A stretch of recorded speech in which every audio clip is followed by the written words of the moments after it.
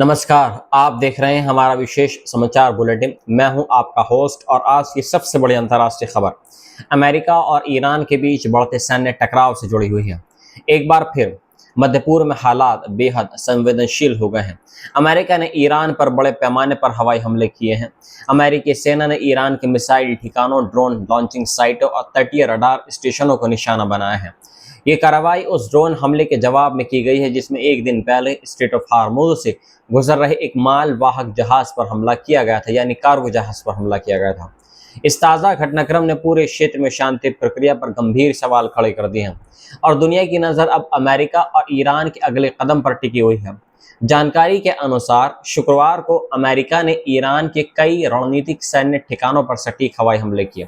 अमेरिकी central command ने officially बयान जारी कर बताया कि इन हमलों में ईरान के मिसाइल लॉन्चिंग केंद्र, ड्रोन संचालन केंद्र और तटीय रडार सिस्टम को निशाना बनाया गया है।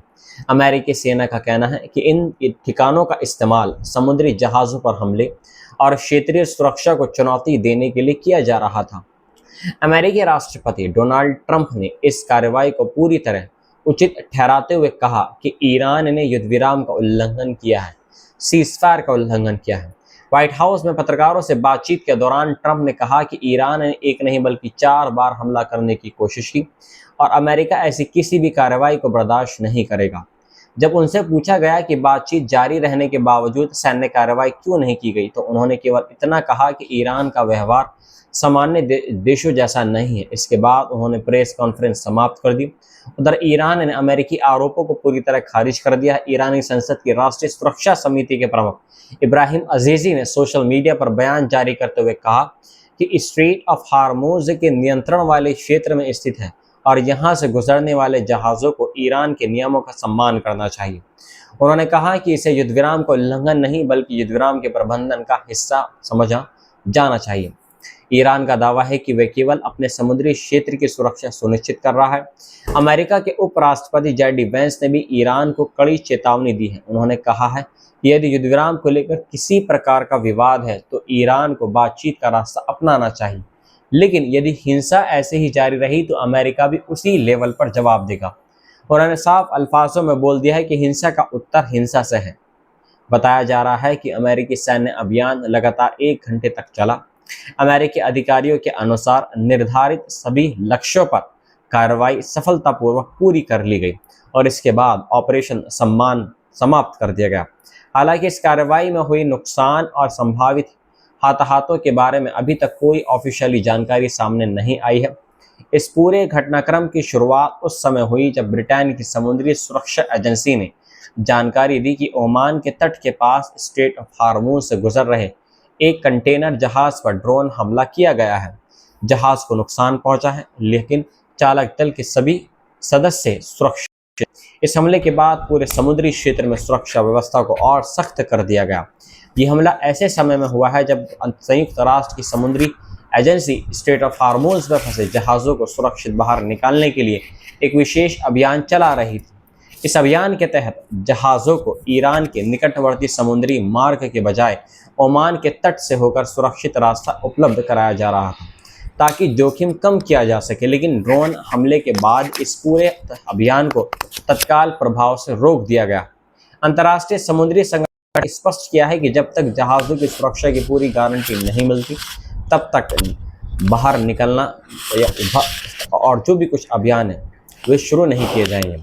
संगठन के अनुसार हाल के दिनों में लगभग 115 जहाज सुरक्षित बाहर निकल चुके हैं, लेकिन अभी भी लगभग 500 जहाज इस संवेदनशील क्षेत्र में मौजूद हैं और उनके सुरक्षित आवागमन को लेकर चिंता बनी हुई है। जानकारों का कहना है कि स्ट्रेट ऑफ हार्मुज दुनिया के सबसे महत्वपूर्ण समुद्री व्यापार मार्गों में से एक है।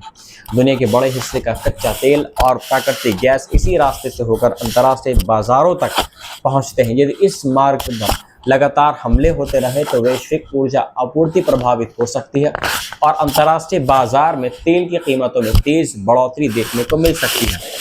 इसी बीच अमेरिका और ईरान के बीच पिछले सप्ताह हुए अंतरिम समझौता भी अब कठिन परीक्षा से गुजर रहा है।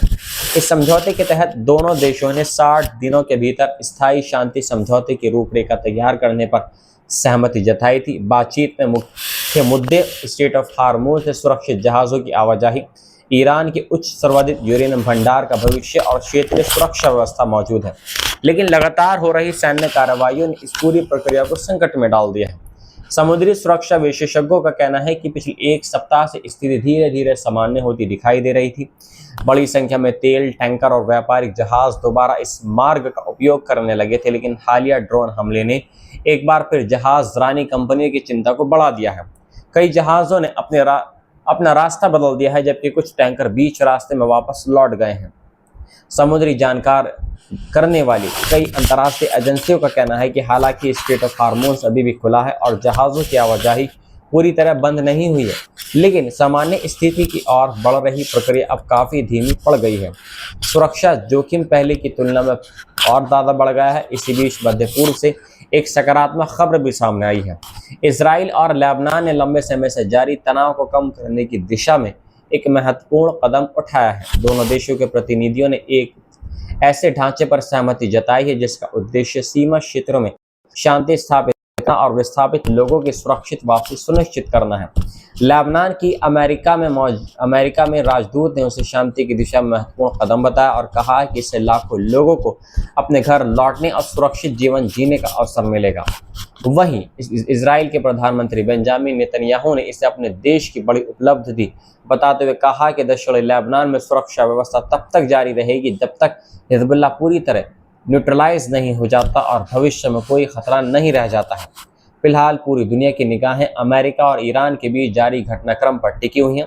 यदि दोनों देश बातचीत के माध्यम से समाधान निकालने में सफल होते हैं तो क्षेत्र में स्थायी शांति की उम्मीद बढ़ सकती है, लेकिन यदि सैन्य कार्रवाई इसी तरह जारी रही तो इसका असर केवल मध्य पूर्व तक सीमित नहीं रहेगा, बल्कि पूरी दुनिया की अर्थव्यवस्था, ऊर्जा आपूर्ति और वैश्विक सुरक्षा पर भी गहरा प्रभाव पड़ सकता है। फिलहाल इस बड़ी खबर में इतना ही। जैसे जैसे इस घटनाक्रम से जुड़ी नई जानकारी सामने आएगी, हम आपको सबसे पहले हर अपडेट पहुंचाते रहेंगे। आप देखते रहिए हमारा विशेष समाचार बुलेटिन। जय हिंद।